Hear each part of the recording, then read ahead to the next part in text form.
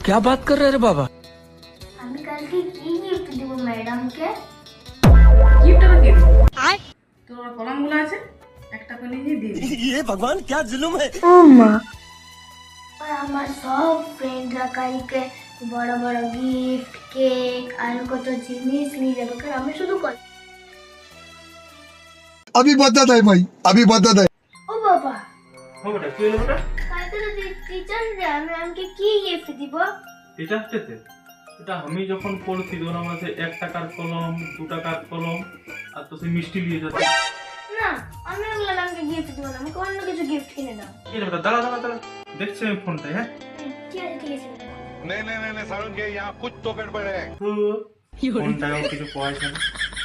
আচ্ছা এক কাজ কর, শুন, আমি আর তুই যাবো, চ দোকান থেকে একটা শাড়ি কিনবো, ওইটাই দিয়ে দিবি। চল তুমি বলছো শাড়ি কিনে দেবো, বলছো কলম কিনে দিবে, আমি আর গিফটটাই দিব না, হলো?